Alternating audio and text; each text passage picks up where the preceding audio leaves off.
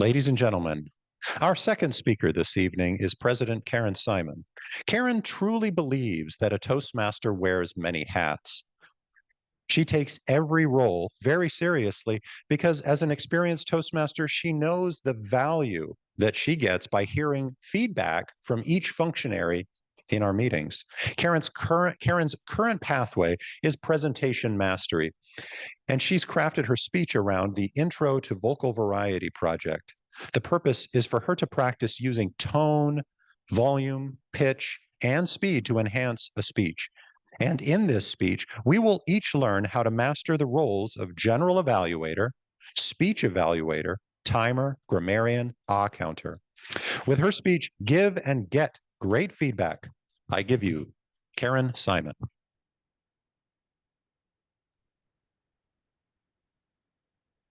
Thank you, Mr. Toastmaster. Fellow Toastmasters, besides me, who joined Toastmasters to get feedback? Okay, well, most people think that Toastmasters is about giving speeches. We can go through every project, test every new skill, but don't we want to know how we did or didn't do? I see lots of heads nodding now. Evaluators are tasked with giving feedback.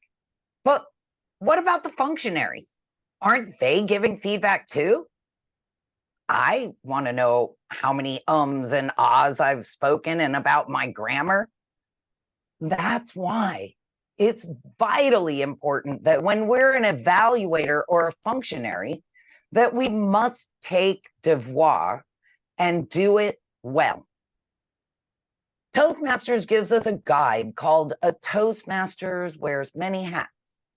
This is a guide that talks about every role and how to prepare and perform your role.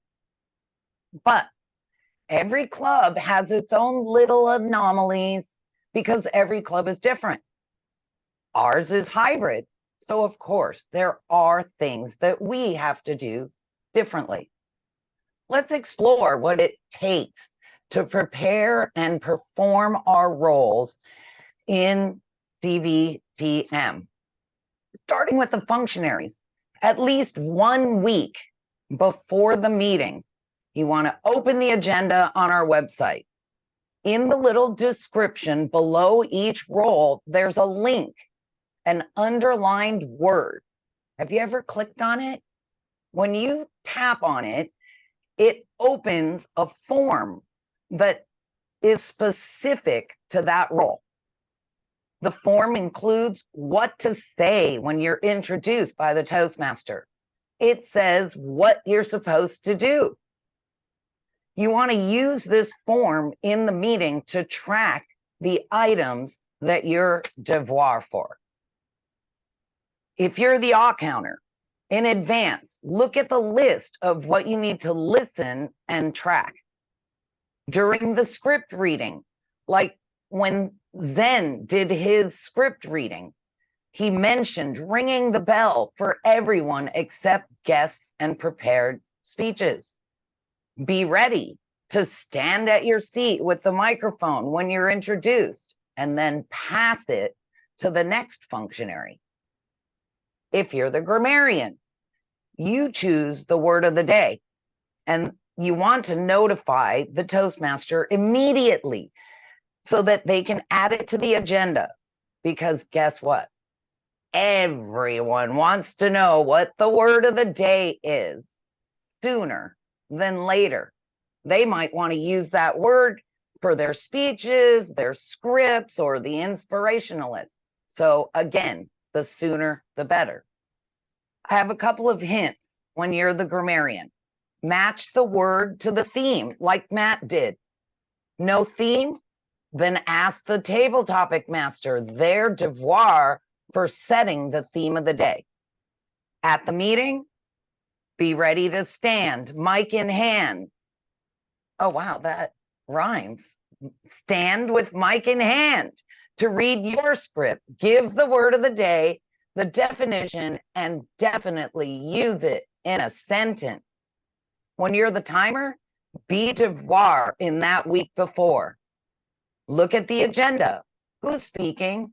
What's their speech timing? Plus what qualifies for voting. Get to the meeting early, because before the meeting starts, you want to make sure that you are visible to all the Zoomers. And you want to use the raise hand tool that's on Zoom so that all the Zoomers can always see you.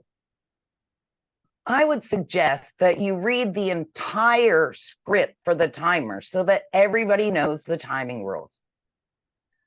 And here's a couple of hints for you. The start time for any speaker is the utterance by that speaker, the first utterance by that speaker. You can red card any part of the meeting if it's going over time. For example, the inspirationalist or table topics. When you're an individual evaluator, you're not assigned this role until you've done at least 4 speech projects of your own. To do this job well, you need to study what the project is about. That's why you need to prepare in advance. Find the project-specific link to the form next to the speaker's name. Call that speaker right away if it's not there. Ask them, which project are you working on? And is there anything else that you're working on as far as skills go? They might be working on some other skill. This is how we get the skills feedback that I was talking about earlier. In your evaluation, did the speaker accomplish their project goals? What else did they do well? What suggestions do you have for them that they could try the next time? When you're the general evaluator, you are not given this role unless you have done all the others. Your devoir for the entire evaluation team. At least a week before, you want to contact the evaluators to confirm that they're going to be there and remind them to connect with their speakers. Open your evaluation form so that you know what to say and what to watch for.